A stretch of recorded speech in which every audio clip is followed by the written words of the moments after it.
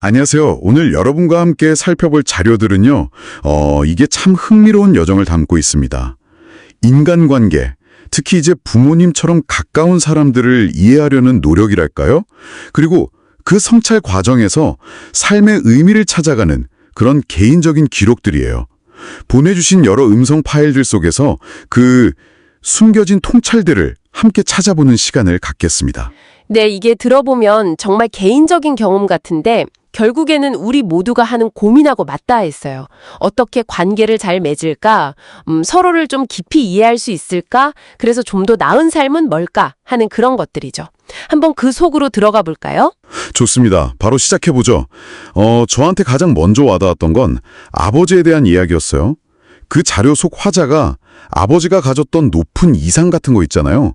근데 현실은 좀 다르고 그 사이에서 아버지가 얼마나 힘들었을까 이걸 막 헤아려 보려고 하더라고요. 겉으로 말 못한 속마음을 보려는 게 인상 깊었어요. 맞아요. 그게 참 아버지가 진짜 원했던 건 뭘까? 만약 아버지였다면 어땠을까? 이렇게 막 깊이 생각하다 보면 깨닫게 되는 게 있죠.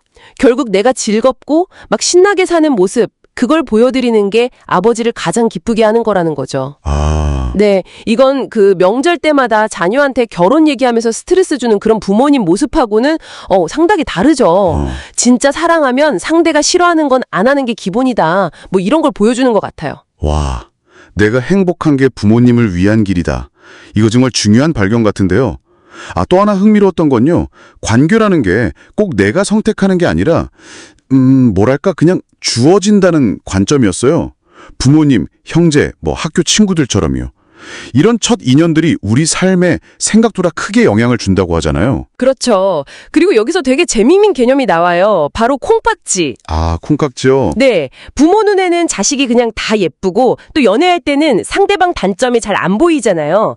근데 어떤 자료에서는 이걸 그냥 콩깍지로만 안 봐요. 어쩌면 이게 우리가 잘 모르는 더 깊은 차원의 연결, 심지어 전생에서부터 이어진 인연이나 풀어야 할 숙제 같은 거요.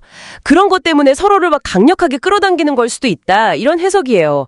원수 같은 사이도 막 끌리게 만드는 마법 같은 힘일 수 있다는 거죠. 이 관점으로 보면 관계가 완전히 달라 보여요. 전 세계 인연이요? 와, 진짜 좀 파격적인데요. 생각할 거리가 많네요. 근데 또 다른 자료에서는 우리가 왜 이렇게 관계 맺는 게 서툰가 그 이유를 짚기도 하더라고요. 네네. 완벽하지 않은 부모님이나 또 서툰 선생님들한테 배우다 보니까 우리도 당연히 서툴 수밖에 없다. 이런 지적이죠. 연애도 그렇고요. 바로 그 지점인데요. 여기서 중요한 게 사람은 본능적으로는 좋은 사람이 되고 싶어 한다는 거예요. 근데 방법을 잘 모르는 거죠. 방법을 모른다? 네. 괜찮은 사람으로 보이고 싶고 좋은 관계도 맺고 싶은데 이걸 구체적으로 어떻게 해야 할지 막막한 거죠. 근데 관계를 개선하고 더 좋은 사람이 되는 핵심 열쇠가 의외로 단순한 데 있다고 봐요. 바로 상대방 말을 제대로 듣는 것입니다. 진짜 경청을 통해서 상대를 이해하려고 노력하는 거. 이게 모든 관계의 시작이라고 강조하더라고요. 듣는 거요? 기본인데 참 어렵죠. 근데 이런 개인적인 관계의 어려움이 혹시 사회 전체적인 현상하고도 좀 연결될 수 있을까요? 네, 아주 중요한 연결고리를 한 자료에서 제시해요. 요즘 핵개인 시대다, 개인이 점점 고립된다 이런 말 쓰잖아요. 네네. 근데 이 자료는 사실 우리는 그 어느 때보다도 훨씬 더 긴밀하게 연결된 세상에 살고 있다고 말해요. 예를 들면 저 멀리 다른 나라 전쟁이 바로 내 장바구니 물가에 영향을 주잖아요. 그렇죠. 세상은 이미 하나의 큰 유기체처럼 엮여 있는데 각자 살아남으려고 막 발버둥 칠수록 오히려 더 외로워지고 상처받는다는 거예요. 각자 도생이 오히려 고립을 만든다. 이것도 생각해볼 문제네요. 네. 그래서 묻지마 폭행 같은 그런 극단적인 사회 문제도요. 단순히 그 사람 개인의 문제가 아니라 어쩌면 희망을 잃고 사회에서 이렇게 방치된 사람들이 늘어나는 그런 구조적인 문제의 결과일 수 있다는 통찰도 나와요. 결국 우리 모두가 이 사회를 좀 더 건강하게 만드는데 책임이 있다는 뜻으로 이어질 수 있겠죠. 자, 그럼 이 모든 걸 종합해봤을 때요. 이 복잡한 관계들 속에서 우리가 어떻게 소통해야 할까요? 정성이라는 단어가 좀 눈에 띄던데요. 아, 네. 여기서 말하는 정성은요, 그냥 막연히 노력하는 게 아니에요. 그보다는 상대를 제대로 알아가려는 아주 구체적인 노력을 말하는 거죠.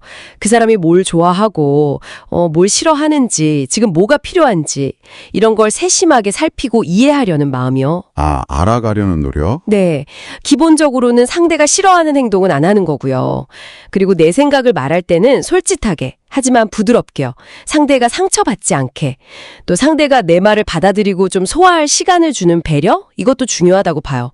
일방적으로 막 쏟아내는 게 아니라 상대가 이해할 수 있게 전달하는 책임까지 생각하는 거죠. 상대를 알아가려는 노력, 또 부드러운 표현, 기다려주는 배려. 아, 결국 진정한 연결은 이런 정성에서 시작되는 거군요.